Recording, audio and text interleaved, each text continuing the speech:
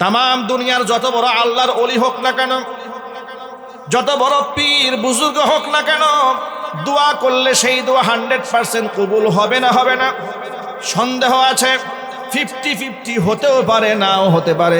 আল্লাহ নবী বলেন কিন্তু বাবা মার দোয়া 100% কবুল হবে, এতে কোনো সন্দেহ নাই। ইতিহাস সাক্ষী, যুগ যুগ ধরে বাবা মা সন্তানদের জন্য যা দোয়া করেছেন সব দোয়া আল্লাহ কবুল করে নিয়েছেন। জোরে বলেন সুবহানাল্লাহ। মুহাম্মদ ইবনে ইসমাইল আল বুখারী রাহমাতুল্লাহি আলাইহি, ইমাম বুখারী হিসেবে গোটা দুনিয়া যাকে চেনে, জন্মের পরে রোগে আক্রান্ত হয়ে দুনো চোখের দৃষ্টি তিনি হারিয়ে ফেলেছিলেন। মা আল্লাহর কাছে বারবার দোয়া করেছেন, রব্বুল আলামিন তুমি আমার সন্তানের চোখের দৃষ্টি ফিরিয়ে দাও। আল্লাহ পাকের কাছে বারবার দোয়া করেছেন। 3-4 বছর পরে গায়েব থেকে স্বপ্নের মধ্যে শুনতে পান। ইমাম বুখারীর মা স্বপ্ন যুগে শুনতে পেলেন, কে যেন তাকে বলছে তোমার সন্তানের চোখের দৃষ্টি ফিরিয়ে দেওয়া হয়েছে। ঘুম থেকে জেগে উঠলেন তিনি। ঘুম থেকে জেগে উঠে দেখেন দুনো চোখ যেটা হারিয়ে ফেলেছিল সন্তান, আল্লাহ পাক সেই দুনো চোখ ফিরিয়ে দিয়েছেন। মায়ের দোয়ায় তিনি এত বড় আলেম হয়েছিলেন। আসহহুল কিতাব বাদা কিতাবিল্লাহ, এই জমিনে আল্লাহর কিতাব কোরআন মাজিদের পরে সবচেয়ে বিশুদ্ধ কিতাব বুখারী শরীফটা তার সন্তান নিজ হাতে লিখেছেন। জোরে কোন আল্লাহু আকবার, আর জোরে বলেন আল্লাহু আকবার। এমন মেধা, এমন স্মৃতিশক্তি আল্লাহ পাক তাকে দান করেছিলেন। মাত্র 11 বছর বয়সে হাফেজ কোরআন হয়েছেন। সাথে সাথে 70,000 হাদিস সনদ সহ মুখস্থ করে ফেলে দিয়েছিলেন। গোটা জীবনে তিনি 6 লক্ষ হাদিস মুখস্থ করেছেন। আরো জোরে সুবহানাল্লাহ বলতে হবে। 6 লক্ষ হাদিসের হাফেজ ছিলেন ইমাম বুখারী রাহমাতুল্লাহি আলাইহি। শুধু বুখারী শরীফে 7,375টা হাদিস উল্লেখ করেছেন। এমন ভাবে উল্লেখ করেছেন তার সনদ, তার মতন নিয়ে প্রশ্ন তুলতে পারে এমন কোন মুহাদ্দিসের জন্ম হয় নাই। একটু জোরে বলতে হবে আল্লাহু আকবার। মায়ের দোয়ায় গোটা পৃথিবী চমকিয়ে দিয়েছেন। মা বাবার দোয়া বদদোয়া কবুল হয়, এই জন্য সন্তানদের জন্য কখনো বদদোয়া করবেন না, সব সময় দোয়া করবেন। সন্তান বিরক্ত করলে অনেক সময় আমাদের মায়েরা লানত দেয়, বদদোয়া দেয়, তুই মরতে পারিস না, আল্লাহ তোরে চোখে দেখে না, এই ধরনের কথাবার্তা বলে। খবরদার খবরদার মায়েরা বোনেরা, সন্তানদেরকে কখনো বদদোয়া করবেন না। নবীজি বলেছেন মেজাজ যদি বেশি খারাপ হয়ে যায় তখন রাগে গুসাই বলবা রাহিমাকাল্লাহ, ইয়ারহামুকাল্লাহ, হাদাকাল্লাহ, আল্লাহ তোরে রহমত দান করুক, আল্লাহ তোরে হেদায়েত দান করুক। এই ধরনের শব্দ ছাড়া কখনো বদদোয়া করবেন না। কারণ বাবার মুখ থেকে যেটা বের হয়ে যায় সবগুলা কিন্তু কবুল হয়ে যায়। খুব সাবধান, আল্লাহ আমাদের হেফাজত করুক। জোরে কোন আমিন। ভাইরা আমার, এই দুনিয়াতে আল্লাহ রসুলের পরে সবচেয়ে সম্মানের স্থান হচ্ছে বাবা মা। পৃথিবীর সমস্ত বুজুর্গ যদি আপনি সন্তান হিসেবে আপনার সামনে এক পাল্লায় দেওয়া হয়, আপনার বেনামাজি বাপ মা যদি আর এক পাল্লায় দেওয়া হয়, সন্তান হিসেবে আপনার বেনামাজি বাবা মার হক এই দুনিয়ার সমস্ত মানুষের চাইতে আপনার উপরে বাপ মার হকটাই বেশি। অথচ এই জাহিলি সমাজে, মূর্খ সমাজে বাপ মার কোনো দাম নাই। পীর সাহেবের হাদিয়া দেয়, তোহফা দেয়, নজরানা পেশ করে, পীরের কদমে পর্যন্ত সিজদা দেয় জাহিল মুরিদরা। ঠিক না বে ঠিক? জুড়ে বলেন। পীরের মাজারে গিয়ে সিজদা দেয়, পীরের পায়ে সিজদা দেয়। এমন মূর্খ পীর আর এমন মূর্খ মুরিদ। পীর সাহেব একা 3-4 মহিলার সাথে মুআনাকা করে, মুসাফা করে, হাতে হাত রেখে বায়াত করায়। প্রশ্ন যদি করেন তারা বলে আমরা শরীয়ত মানি না, আমরা মারেফত মানি, আমরা আধ্যাত্মিকতা লালন করি। জোরে জোরে বলেন নাউজুবিল্লাহ। ইসলামের মূল প্রতিপাদ্য বিষয় হচ্ছে আল বুদুহ ওয়াস সারাহা। ইসলামী স্পষ্ট, গোপন কোনো মিশন নিয়ে আল্লাহর নবী দুনিয়াতে আসেন নাই। আল্লাহ রসুল কোনো গোপন মিশন নিয়ে এসেছিলেন? সব প্রকাশ্যে, রাতের আধারের আমল, দিনের আমল সব মানুষকে বলে দিয়েছেন। হুজুর বলেছেন আমার হাসি, আমার কান্না, আমার আবেগের সময়গুলো তোমরা লিখে রেখো। আল্লাহু আকবার বলেন। সেই জায়গায় কোথাকার কোন ভণ্ডরা, বাউল, আউল, ফাউল, মাজারি এমন বাজে কথা বলে আল্লাহর শানে, রসুলের শানে। আরেক ভণ্ড বলছে যে আদম আলাইহিস সালাতুস সালাম 120 হাত লম্বা ছিলেন, তার পুরুষ লিঙ্গই ছিল 17 হাত লম্বা। বাউল। এগুলো নাকি বাক স্বাধীনতা, আমরা বাধা দেই বলে আমাদেরকে বলে আমরা নাকি উগ্র ধর্মান্ধ, ওদের কাজে আমরা বাধা দেই, আমরা নাকি ভিন্ন পতির প্রতি সম্মান করি না। এটা কি ভিন্ন মত? আপনাদের কি মনে হয় এটা কি ভিন্ন মত নাকি বদমাশি? মনে রাখবেন, বাক স্বাধীনতা ইসলাম বিশ্বাস করে, কিন্তু বাক স্বেচ্ছাচারিতা ইসলাম বিশ্বাস করে না। আপনি ভিন্ন মত প্রকাশ করতে পারেন, কিন্তু মত প্রকাশের নামে যদি আল্লাহ এবং রসুলের শানে কোনো বেয়াদবিমূলক কথাবার্তা বলেন, যে জিহ্বা দিয়া ভিন্ন মতের নামে ভণ্ডামি করেছেন, প্রকাশ্য দিবালোকে জিহ্বা টেনে ছিঁড়ে ফেলা হবে।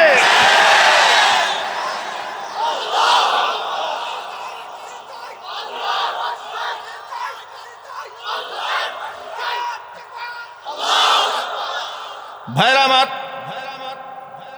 ভণ্ড আবুল সরকার আল্লাহকে গালি দিয়ে বসেছে, আর এত বাজে কথা বলেছে সহ্য করার মতো না। পায়ের তলা থেকে মাথার তালু পর্যন্ত গরম হয়ে যায় কানের মধ্যে আওয়াজটা আসলে। ঠিক কিনা জোরে বলেন? ধর্ম অবমাননার দায়ে তার বিরুদ্ধে মামলা হয়েছে, মানিকগঞ্জের পুলিশ তাকে গ্রেফতার করেছে। সরকারের কাছে গোটা বাংলাদেশের কিসের আওয়ামী লীগ, কিসের বিএনপি, আর কিসের জামাত, কিসের এনসিপি, কিসের জাতীয় পার্টি, সকল মুসলমানদের কণ্ঠে আওয়াজ একটাই উঠবে, রাজনীতির জায়গায় আল্লাহর সম্মান সকল রাজনীতির ঊর্ধ্বে। সব জায়গায় রাজনীতি করতে আসবেন না, ভণ্ডামির কিন্তু সীমা আছে। এদেশে তাওহিদি মুসলমানরা, তাওহিদি জনতা বহুত ধৈর্যের পরিচয় দিয়েছে। আপনারা আমাদেরকে বলেন তাওহিদি জনতার ব্যানারে এদেশের মুসলমানরা নাকি উগ্রবাদ ছড়াচ্ছে। কে বলেছে? মির্জা ফখরুল ইসলাম আলমগীর বলেছে। ফখরুল ইসলাম আলমগীর সাহেবকে বলবো, আপনার একজনের ভণ্ডামির দায় আমরা গোটা বিএনপির উপরে দেব না। কারণ বিএনপির মধ্যে অনেক নামাজি লোক আছে। বিএনপির প্রতিষ্ঠাতা যিনি জিয়াউর রহমান, আল্লাহ পাক তাকে মাফ করে দেন, তিনি মরে গেছেন, দুনিয়া থেকে চলে গেছেন। বিসমিল্লাহির রহমানির রহিম সংযোজন তিনিই করেছিলেন সংবিধানে, তিনি আল্লাহর উপর আস্থা দিয়েছিলেন। তাহলে আপনি যে নেতার আদর্শের কথা বলে পাবলিককে ধোঁকা দেন, আপনি তো সেই নেতার আদর্শ মানেন না। সেই নেতার আদর্শ যদি আপনি মানতেন, তাহলে শরিয়া আইন বিশ্বাস করি না, এটা আপনার মুখ থেকে কি করে বের হয়েছে, আপনাকে তওবা করতে হবে। তারা বলে আমরা শরিয়া মানি না। শরিয়া মানে আল্লাহর আইন। আল্লাহর আইন যে মানে না, মুসলমান বলা যায়? চিৎকার দিয়ে বলেন, বলা যায়? এই লোকে ভণ্ড বাউলের বিরুদ্ধে কোনো কথা না বলে আল্লাহকে যে গালি দিয়েছে তার ব্যাপারে কোনো আওয়াজ নাই। যে আলেমরা প্রতিবাদ জানিয়েছে তাদেরকে বলে এরা হচ্ছে উগ্র ধর্মান্ধ। আমরা নাকি উগ্র ধর্মান্ধ, বাউলের বিরুদ্ধে আমরা মিছিল করলাম কেন, মানববন্ধন করলাম কেন? মানিকগঞ্জের লোকেরা মানববন্ধন করেছে। মানিকগঞ্জের আলেমদেরকে অ্যাপ্রিসিয়েট করি, তাদের অবদানকে স্বীকার করি, তাদের জন্য আল্লাহর কাছে দোয়া করি। মানিকগঞ্জের তাওহিদি জনতাকে আল্লাহ পাক কবুল করুক। তবে ফখরুল ইসলাম আলমগীর সাহেব সহ ফরহাদ মাজহার তথাকথিত বুদ্ধিজীবী বুড়া হয়ে গেছে, পায়ে একটা কবরে চলে গেছে। ঠিক না বেঠিক জুড়ে বলেন? সব সাদা, দাড়ি সাদা, চুল সাদা, গুপ সাদা, আরো যা আছে সব সাদা। ঠিক না বেঠিক? এই ভদ্রলোক বাউলের পক্ষে উনি মানববন্ধন করেন।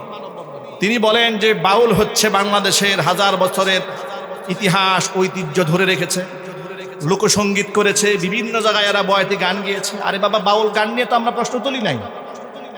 বাউল গান নিয়ে এই দেশের লোকেরা প্রশ্ন তুলেছে?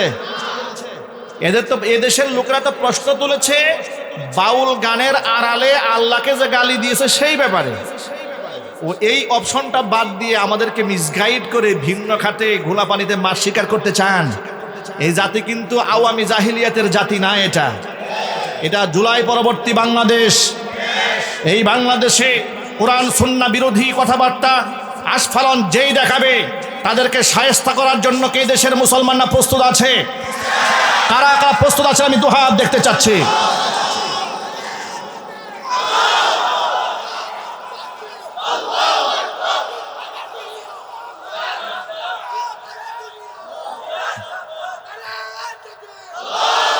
ভাইরা আমার, আইন তো আমরা হাতে নেব না। আপনাদেরকেও বলি, আইন আমরা হাতে তুলে নেব না। আইনের প্রতি শ্রদ্ধা নিয়েই বলেছি, এই দেশে ধর্ম অবমাননার শাস্তি আছে সর্বোচ্চ মাত্র 2 বছর কারাদণ্ড। এটাকে পরিবর্তন করতে হবে, পরিবর্তন করে মৃত্যুদণ্ড পর্যন্ত করতে হবে। কথা বলতে হবে ঠিক কিনা? মানিকগঞ্জের তাওহীদি জনতা বাউলের বিরুদ্ধে মিছিল করেছে। তাদের জন্য নির্ধারিত সময় ছিল সকাল 9টা থেকে 10:30, 1.5 ঘন্টা। ওই বাউলরা আলেম ওলামাদের বিরুদ্ধে তাদেরকে ডিফেন্স করার জন্য এরা ওই দিন পাল্টাপাল্টি কর্মসূচি ঘোষণা করেছে। কথা একটু ঠান্ডা মাথায় শোনো। প্রশাসন তাদের জন্য নির্ধারিত টাইম দিল হচ্ছে বেলা 11:30, অর্থাৎ আলেমদের প্রোগ্রাম শেষ হয়ে যাবে 10:30টায়। আপনারা 1 ঘন্টা পরে এসে কর্মসূচি দিবেন, মানববন্ধন করেন, লাফালাফি করেন, কুদাকুদি করেন, গাঁজা টানেন, অসুবিধা নেই, যেহেতু গণতান্ত্রিক রাষ্ট্র। নির্ধারিত সময় এবং তাদের জায়গাটাও আলাদা করে দেওয়া হলো। আলেমদের সময় যখন মিছিল চলছিল, আলেমদের নির্ধারিত সময়ে বাউলদের আর একেবারে কি আশকারা, কি দুঃসাহস এরা, যে এরা আলেমদেরকে প্রটেস্ট করতে এসেছে। তখন 2 গ্রুপে ধাওয়া পাল্টা দেওয়া হয়েছে। আলেমরা অত্যন্ত ধৈর্যের পরিচয় দিয়ে মানুষদেরকে ট্যাকেল দিয়েছে, কারণ আলেমদের সংখ্যাই তো এবং আলেমদের বক্তব্যের পক্ষেই তো দেশের মানুষের সংখ্যা বেশি। নাস্তিকদের সংখ্যা বেশি না ইমানদারের সংখ্যা বেশি? আলেমরা বলেছে যে ওরা যে কয়জন আসছিল, আমরা যদি একটা ডলা দিতাম পায়ের সাথে মিশে যেত, কিন্তু আমরা এটা চাই না, আমরা সামাল দিয়েছি। উল্টা পত্রিকার মধ্যে এসে পড়েছে যে বাউল, সাধারণ নিরীহ বাউলদের উপরে উগ্র ধর্মান্ধ তাওহীদি জনতার ব্যানারে হামলা। এবার বাউলদের পক্ষে মিছিল শুরু হয়ে গেল। ঢাকা বিশ্ববিদ্যালয় চারুকলা নাস্তিকরা নেমে গেল। গাঁজাখোররা সব রাস্তায় রাস্তায় মিছিল করে শুরু করে দিল। গাঁজাখোররা মনে করেছে এটা হাসিনার আমল। গাঁজাখোরে তো গাঁজা খাইতে খাইতে তো ব্যালেন্স ঠিক নাই। ওরা মনে করেছে এটা হাসিনার বাংলাদেশ। এটা কি স্বৈরাচারী হাসিনার বাংলাদেশ? জুড়ে বলেন, স্বৈরাচারী হাসিনার বাংলাদেশ? এটা তাওহীদি জনতার বাংলাদেশ। এটা বাউলের বাংলাদেশ নয়, এটা শাহজালাল ইয়ামানির বাংলাদেশ, এটা শাহপরানের বাংলাদেশ, এটা খান জাহান আলীর বাংলাদেশ, এটা তিতুমিরের বাংলাদেশ, এটা হাজী শরীয়তুল্লাহর বাংলাদেশ। এই বাংলাদেশে আল্লাহর সামনে বিয়াদবি যেখানে হবে, তাওহীদি জনতা প্রতিরোধ সেখানে গড়ে তুলবে। যদি সরকার বিচার না করে, জনগণ তার জিহ্বা টেনে ছিঁড়ে ফেলে দেবে। কোনো ছাড় দেওয়া হবে না, এবার কোনো আপোষ নাই। ইতিমধ্যে সারা বাংলাদেশের তাওহীদি জনতা রুখে দাঁড়িয়েছে। বাইতুল মোকাররমের উত্তর গেটে আজকেও বিশাল মানববন্ধন হয়েছে। হেফাজতে ইসলামের ব্যানারে কর্মসূচি দেওয়া হয়েছে। মানিকগঞ্জে শানে তাওহীদ নামে ব্যানারে, সেখানে হেফাজতে ইসলামের কর্মসূচি ঘোষণা করা হয়েছে। ইনশাআল্লাহ ইতিহাসের সর্বকালের সর্ববৃহৎ সমাবেশ আমরা সেখানে ঘটাই দেব ইনশাআল্লাহ। আমাদের দাবি দাওয়া একদম পরিষ্কার। গোটা বাউলদেরকে নিয়ে আমাদের মাথা ব্যথা নাই, কিন্তু যে বাউল আল্লাহর শানে বিয়াদবি করেছে তার ব্যাপারে কোনো কম্প্রোমাইজ চলবে না। ওই বাউলের পক্ষে যারা কথা বলবে, তাওহীদি জনতার জুতা পিটা তাদের কেউ ছেড়ে দেবে না, একদম পরিষ্কার। আমরা দেখব না সে কি আওয়ামী লীগের নেতা, না বিএনপির কার্যনির্বাহী নেতা, না এনসিপির নেতা, না জাতীয় পার্টির নেতা, নাকি কোনো বুদ্ধিজীবী, না কোনো সুশীল। আমরা কিচ্ছু দেখব না, কারণ আমরা আল্লাহকে অন্ধের মতো বিশ্বাস করি। আমার আল্লাহর সম্মানের উপরে কোনো সম্মান আছে নাকি? আমার রাসূলের সম্মানের উপরে কোনো সম্মান আছে? কোনো ফায়দা হবে না এগুলা করে। আমাদেরকে ভয় দেখান, আমাদেরকে ভয় দেখায় বুদ্ধিজীবী, আমাদেরকে ভয় দেখায়। ওরা জানে না যে আমরা স্বৈরাচারী হাসিনাকে ভয় না করে চোখে চোখ রেখে আমরা এলাকা ছেড়েছি, বাড়ি ছেড়েছি, মসজিদ ছেড়েছি, মাদ্রাসা ছেড়েছি, দেশান্তরিত হয়েছি, হিজরত করেছি, কিন্তু ওদের সাথে মাথা নত করিনি। সুতরাং আল্লাহর শানে বিয়াদবি আমরা বরদাস্ত করব না। প্রিয় ভাইয়েরা আমার, এই সমস্ত ভণ্ড পীরেরা প্রতিনিয়ত আল্লাহর শানে বিয়াদবি করে, ফেরেশতাদের শানে বিয়াদবি করে, ইসলাম ধর্ম নিয়ে বাজে বাজে কথাবার্তা বলে। আল্লাহ পাক তাদের ফিতনা থেকে উম্মাকে হেফাজত করুন। জোরে কোন আমিন। সিজদা হবে একমাত্র কার সামনে? নবী করিম সাল্লাল্লাহু আলাইহি সাল্লাম বলেছেন, লাউ কুনতু আমিরান আহাদান আন ইয়াসজুদা লিগাইরিল্লাহ লা আমারতুল মারআতা আন তাসজুদা লিজাওজিহা। আল্লাহকে ছাড়া যদি গায়রুল্লাহর সিজদা করার পারমিশন আমি নবী কাউকে দিতাম, অবশ্যই আমি মানুষদেরকে বলতাম, নারীদেরকে বলতাম তারা যেন স্বামীর পায়ে সিজদা দেয়। কিন্তু যেহেতু আল্লাহকে ছাড়া কাউকে সিজদা দেওয়া যায় না, এই জন্য সিজদা দেওয়া যাবে না। মানুষকে জিন্দা অবস্থায় দেওয়া যাবে না, মানুষ মরে গেলে কবরেও সিজদা দেওয়া যাবে না, হারাম। ভণ্ড বেদাতীরা, মাজারপন্থী, তথাকথিত সুন্নিরা, বাউলেরা, তারা এই সমস্ত ফাউলরা বলে আমরা সুন্নিপন্থী মুসলমান। আল্লাহর কসম করে বলি, মাজারে যারা সিজদা দেয় এদেরকে আমি মুসলমান মনে করি না। তারা বলে আমরা তাজিমি সিজদা দেই, সম্মানের সিজদা দেই। আপনাদেরকে যদি প্রশ্ন করি, পীরের সম্মান বেশি না রসুলের সম্মান বেশি? পীরের সম্মান বেশি না সাহাবীদের সম্মান বেশি? আল্লাহর নবী আল্লাহর কাছে কথা বলে দোয়া করতেন। আবু হুরায়রা রাদিয়াল্লাহু তাআলা আনহু থেকে বিখ্যাত হাদিস আছে এই ব্যাপারে। হুজুর আল্লাহর কাছে দোয়া করে বলেছেন, আল্লাহুম্মা লা তাজআল কবরি ওয়াসানান ইউবাদ। আল্লাহ, তুমি আমার কবরটাকে ইবাদত তুল্য স্তম্ভ বানিয়ে দিও না। নিজের কবরের ইবাদত যেন না হয়, আল্লাহর কাছে তিনি সাহায্য চেয়েছেন, প্রার্থনা করেছেন। যার দরুন আল্লাহর নবীর কবরে, হুজুরের রওজায় কেউ সিজদা দেয় না। এমনকি আল্লাহর হাবিব সাল্লাল্লাহু আলাইহি ওয়াসাল্লাম দুনিয়াতে যতদিন জীবিত ছিলেন, হুজুর নিজের পায়ের মধ্যে কোনো সাহাবীর সিজদা গ্রহণ করেননি। অথচ আসমানের নিচে জমিনের উপর আমাদের নবীর চাইতে সম্মানিত ব্যক্তি আল্লাহ কাউকে সৃষ্টি করেন নাই। আল্লাহর হুকুমের সামনে চ্যালেঞ্জ করা যায় না। আল্লাহর হুকুমের সামনে চ্যালেঞ্জ করে ধ্বংস হয়েছে শয়তান। আদম আলাইহিস সালাতু ওয়াস সালামকে আল্লাহ পাক যখন পূর্ণাঙ্গ সৃষ্টি করেছেন, তখন আল্লাহ পাক বলেছেন, ফাইদা সাওয়াইতুহু ওয়া নাফাখতু ফীহি মির রূহি ফাকউ লাহু সাজিদিন। আমি যখন আদমকে পরিপূর্ণ সৃষ্টি করে তার মধ্যে রূহ ফুঁকে দেব, তখন তোমরা তাকে সিজদা দেবে। ফাসাজাদাল মালাইকাতু কুল্লুহুম আজমাউন। তখন সকল ফেরেশতারা তাকে সিজদা দিয়েছে, ইল্লা ইবলিস। ইবলিস সিজদা দেয়নি। আবা আইয়াকুনা মা'আস সাজিদিন। সিজদাকারীদের সাথে সিজদাকারীদের সে অস্বীকৃতি জ্ঞাপন করেছে। আমি যখন তাকে প্রশ্ন করলাম, ক্বালা ইয়া ইবলিস লিমা। ইবলিসকে ডেকে যখন বললাম, ও ইবলিস, কেন তুমি সিজদা দিলে না? ইবলিস জবাব দিয়ে বলছেন, লাম আকুল্লি আসজুদা লি বাশারিন খালাকতাহু মিন সালসালিম মিন হামাইম মাসনুন। আল্লাহ তাআলা পচা দুর্গন্ধময় কাদা মাটির ঠনঠনে মাটি থেকে যে আদমকে তুমি সৃষ্টি করেছ, আমি তো ইবলিস এত ঠুনকো নই আর এত নগণ্য নই যে এরকম একটা মানুষকে আমি সিজদা দেব।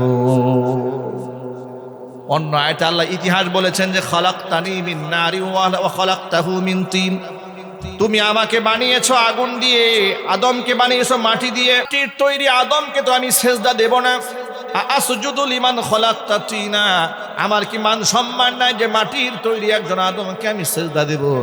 আল্লাহ পাক তাকে মালউন বানিয়েছেন, রাজিম বানিয়েছেন, মারদুদ বানিয়েছেন, জান্নাত থেকে বের করে দিয়েছেন, কারণ সে আল্লাহর হুকুমের সামনে প্রশ্ন তুলেছে। আপনারা এক বাক্যে বলেন, আল্লাহর হুকুমের সামনে কি প্রশ্ন তোলা যায়?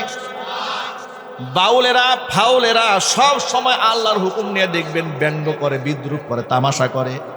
বলে, আল্লাহ তুমি তো আদমকে সৃষ্টি করার পরে জান্নাতের মধ্যে তুমি তো গন্ধম গাছ নিজেই লাগাইছ। ওরা প্রশ্ন করে, গন্ধম গাছ যদি তুমি না লাগাইতে আদম গন্ধম খাইতো না, সেখান থেকে বের হইতো না, সব তোমার নীলা খেলা। এই কথা বলে বলে আল্লাহ তাআলাকে তারা প্রশ্ন তোলে। নাউজুবিল্লাহ, জোরে পড়েন। বাউলদের কুফরি নিয়ে আমি আজকে আপনাদের সামনে ডিটেলস কথা বলতে পারবো না, সময় আমার কম। ভবিষ্যতে ইনশাল্লাহ শুধু বাউলরা যে কেন মুসলমান নয়, তাদের আকীদার মধ্যে হুলুলি আকীদা আছে। হুলুলি মানে কি? তারা এমনও বিশ্বাস করে যে বাউল যে তাদের মুর্শিদ আছে, ওদের যে সমস্ত আপনার গুরু আছে, গুরু, এদের মধ্যে নাকি আল্লাহর অস্তিত্ব পাওয়া যায়। হুলুলি, সেখানে আল্লাহ তাআলা নেমে আসেন ওদের ভেতরে। কোনো ক্ষেত্রে তারা এমন কথাও বলেন যে গুরুর সম্মান নবীর চাইতেও বেশি। এমন কথাও আমাদের কাছে রেকর্ড আছে, এগুলো শোনানো যাবে, অনেক দলিল প্রমাণও আছে। আর একটা জঘন্য জিনিস শুধু একটা ছোট্ট করে জানায় যায় যে এদেরকে মুসলমান তো ভালো, এটা শোনার পরে আপনি এদেরকে মানুষও মনে করবেন না। এদের বইয়ের মধ্যে আছে ওরা প্রেম ভাজা বলতে একটা খাবারের কথা বলে, প্রেম ভাজা। নাউজুবিল্লাহি মিন যালিক। এই প্রেম ভাজার আপনার এটা রহস্য যদি আপনি শোনেন, ঘেন্নায় আপনি বমি করে দেবেন। এরা কি সাধন করে? ওরা বলে যে আমরা দেহ তত্ত্ব নিয়ে গবেষণা করি, মানুষের দেহটাই হচ্ছে সবকিছু। এই যে নামাজ কালাম শরীয়তের বিধিবিধান এগুলা মূল বিষয় না, মূল বিষয় হচ্ছে মানব দেহ। সুতরাং এই দেহ থেকে যা বের হয় সেটা খেয়ে ফেলতে হবে। এই জন্য পায়খানা, পেশাব, পুরুষের যে বীর্য, তিনটা জিনিস একত্রিত করে, এমনকি মহিলাদের মাসিকের রক্ত, এই চারের সমন্বয়ে যে খাদ্য তৈরি হয় এটার নাম দিয়েছে প্রেম ভাজা। এগুলা খেলে নাউজুবিল্লাহি মিন যালিক ওরা শারীরিক সম্পর্কে করার সময়, এবং এটা স্বামী স্ত্রীর সম্পর্ক না, কিন্তু এটা হচ্ছে ওই যে গুরুর সাথে একজন মহিলা ভক্ত থাকে, দেখতে ওরা সবসময় দেখবেন ওরা একটা মহিলা রাখে সবসময়, এবং মহিলা তার বউ না, স্ত্রী না। এরা বলে এরা গুরু ভক্ত, এদের পাশে রাখে, এদেরকে তারা দাসীর মতো ব্যবহার করে। এমনকি এই সমস্ত নিজের পেশাব, পায়খানা, রক্ত, মাসিক রক্ত, বীর্য একত্রিত করে নাম দিয়েছে প্রেম ভাজা। এগুলো তারা ভক্ষণ করে। আমি আপনাদেরকে বলি, এটা শোনার পরে এরা মুসলমান তো ভালো, এদের কি মানুষ মনে হয় আপনাদের? আমার তো কুকুরের চাইতেও নিকৃষ্ট মনে হয় এগুলো। এগুলো তো মানুষ নামের কলঙ্ক, হিংস্র জানোয়ার চাইতেও নিকৃষ্ট। এদেরকে আমাকে নাকি সম্মান করতে হবে, এরা নাকি ভিন্ন মত। এ আবার কোন ভিন্ন মত রে ভাই? এটা ভিন্ন মত নয়, এটা মানুষরূপী জানোয়ার চাইতেও নিকৃষ্ট। এরা কি পায়খানা খাবে না অন্য কিছু খাবে, ওদের ব্যক্তিগত ব্যাপার, ওটা নিয়ে আমি কথা বলতে চাই না। আমার প্রশ্ন হচ্ছে, তোরা পায়খানা খা, গু খা, এটা নিয়ে আমাদের দাবি দেওয়া না। কারণ তোর যদি গু খাইতে মনে হয় আমি তোর নিষেধ করতে পারবো না। কি বলেন? এ যদি পায়খানা খেতে চায় আমি কি আটকে রাখতে পারবো? আমাদের অঞ্চলে কত কুকুর পায়খানা খাচ্ছে, আমাদের কি ওয়াশ করে সামানো সম্ভব? তোরা পায়খানা খাচ্ছে, খা, এটা নিয়ে আমাদের কোনো প্রশ্ন নেই। প্রশ্ন হচ্ছে বাউল নামক ফাউলরা গবেষণার নামে আর গান গাওয়ার নামে আল্লাহকে গালি দিবা, রসুলকে নিয়ে গালি দিবা, শরীয়তের বিধান নিয়ে তামাশা করবা, নামাজ রোজা নিয়ে বাজে কথা বলবা, এই ভণ্ডামি বাংলাদেশে চলতে দেওয়া হবে না। একদম পরিষ্কার কথা, কোনো ভণ্ডামি চলতে দেওয়া হবে না। এই বাউলদের পক্ষে কোনো মিছিল যদি গাজীপুরে হয় আপনারা ঠেকাই দেবেন, চলবে না এগুলো ভণ্ডামি। কারণ এই বাংলাদেশের প্রতি ইঞ্চি মাটি আলেমরা রক্ত দিয়ে স্বাধীন করেছে, তাওহীদ জনতা রক্ত দিয়েছে, জীবন দিয়েছে। ইনশাআল্লাহ আগামীর বাংলাদেশ আমরা কোরআনের বাংলাদেশ বানাবো। এই বাংলাদেশে শিরকের স্থান হবে না, বেদাতের স্থান হবে না। হিন্দু, বৌদ্ধ, খ্রিস্টানরা থাকতে পারবে তাদের আপন ধর্ম নিয়ে, কিন্তু আমাদের ধর্মকে আঘাত দিয়ে আমার আল্লাহর সামনে বিয়াদবি করবে কোনো গুস্তাখে রাসূল, এটা আমরা সহ্য করব না। এটা আমাদের পরিষ্কার বার্তা। তন্ত্র মন্ত্র বহু দেখা হয়েছে, ইসলামের বাংলাদেশ দেখা হয় নাই। যুবকেরা আগামীর বাংলাদেশ ইসলামের বাংলাদেশ হোক, এটা আপনারা চান? আগামীর সংসদটা কোরআন দিয়ে চলুক, এটা আপনারা চান? কারা কারা চান? দুহাত দেখতে চাচ্ছি আমি।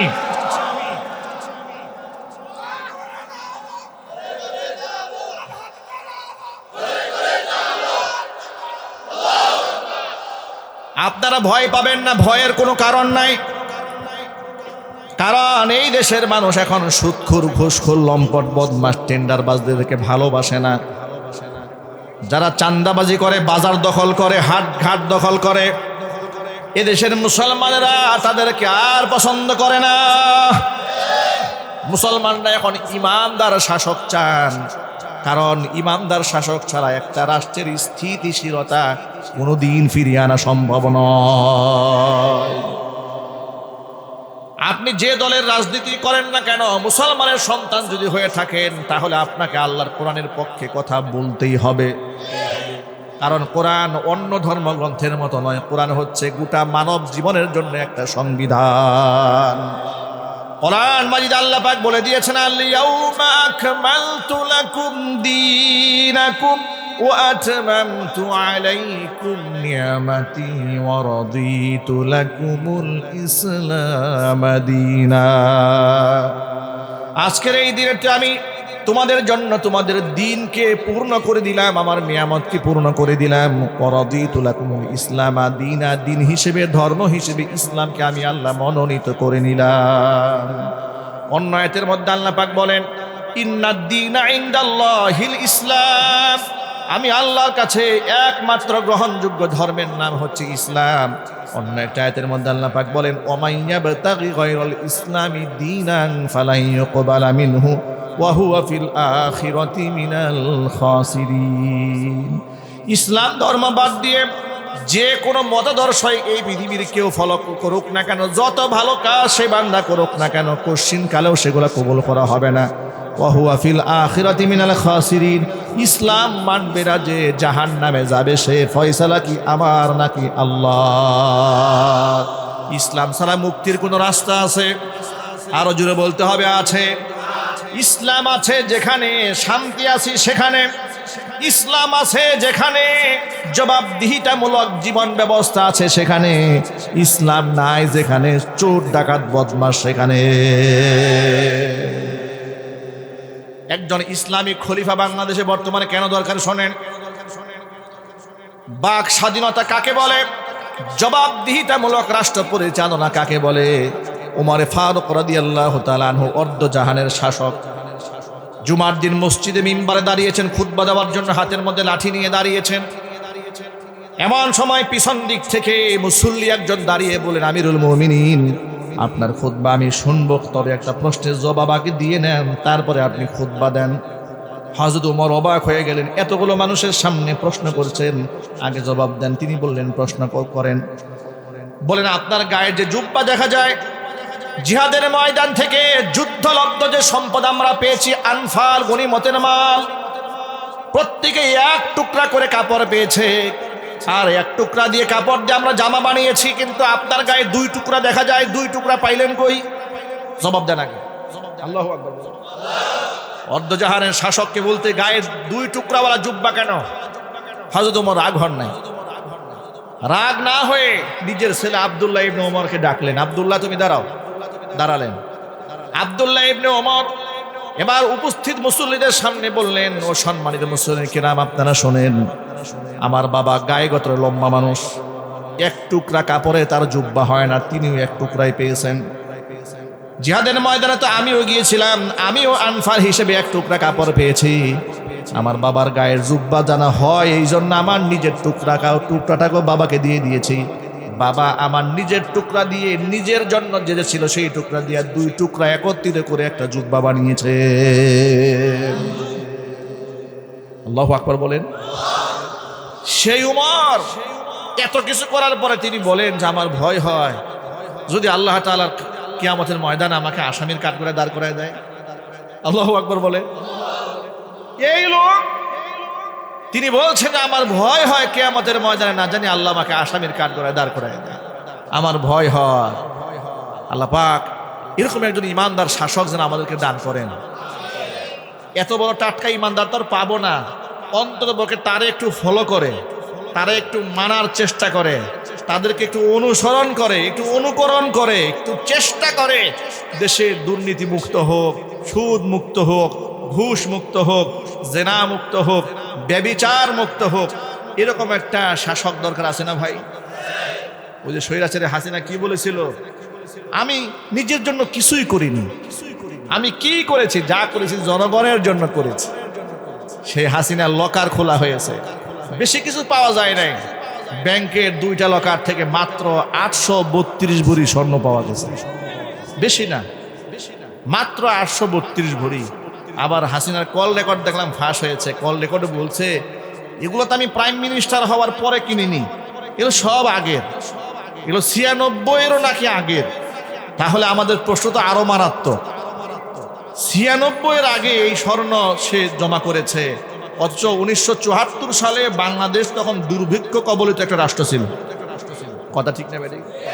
লোকেরা না খেয়ে মারা গেছে, কুকুরের সাথে হাড্ডি নিয়ে কামড়াকামড়ি করেছে ডাস্টবিনে, সেই সময় স্বৈরাচারের হাসিনার পরিবারে 832 ভরি স্বর্ণ কি জিব্রাইল দিয়ে গেছে না মিকাইল দিয়ে গেল? কে দিয়ে গেল এই স্বর্ণ স্বৈরাচারী হাসিনার পরিবারকে? কথা ঠিক না ব্যাঠিক জুড়ে বলেন? গোটা পরিবারটা আপাদমস্তক দুর্নীতিতে ডুবা। শুধু দুর্নীতি না, ইসলাম বিদ্বেষে ডুবা, কোরআন বিদ্বেষে ডুবা, ধর্মদ্রোহিতার মধ্যে জড়িয়ে পড়েছিল। তার কারণে অসংখ্য আলেমদের নামে মিথ্যা মামলা দিয়েছিল। মিথ্যা মামলা দেয় নাই? জুড়ে বলেন। আমার নামে মিথ্যা মামলা দেয় নাই? কেন দিয়েছে? চুরি করেছিলাম, ডাকাতি করেছিলাম, এদের মধ্যে সম্পদ লুটপাট করেছিলাম? আল্লাহর কথা বলেছি, ইসলামের কথা বলেছি, কোরআনের কথা বলেছি। ওদের সহ্য হয় নাই, ওদের দাদা বাবুদের কলিজায় আগুন লেগেছে, ওদের আমাদেরকে মার করে জেলখানায় পাঠিয়েছিল। আমরা বলি এই রকম দুর্নীতিগ্রস্ত ব্যক্তির ফাঁসির রায় তো অলরেডি হয়ে গেছে, ফাঁসির দড়ি তো তার জন্য ঝুলতেছে। মুসলমানদের দিল এখনো ঠান্ডা হয় নাই, ঠান্ডা হবে এর ঝুলাই দেওয়ার পরে। এর ঝুলাই দেওয়া হবে। এটা কি আপনারা রাজি আছেন? তো কারা কারা প্রস্তুত? হাত দেখতে চায়? ইনশাআল্লাহ তারা ঝুলাই দেওয়া হবে। বলেন ইনশাআল্লাহ। আর চিল্লায় বলেন ইনশাআল্লাহ। আল্লাহ যেন জাতিকে ঐক্যবদ্ধ থাকার তৌফিক দান করেন। শ্রমিক ভাইদের ভয় আছে নাকি? গার্মেন্টস শ্রমিকদের ভয় আছে? ভরসা রাখতে হবে কার উপরে? আল্লাহ যদি আমাদের সাথে থাকেন, ওই ভারত আমাদের সাথে থাকলো কিনা, আমেরিকা থাকলো কিনা, চায়না রাশিয়া থাকলো কিনা, এগুলো আমাদের কিছুই দেখার দরকার নাই। আমাদের শুধু আল্লাহ সাথে থাকলেই চলবে।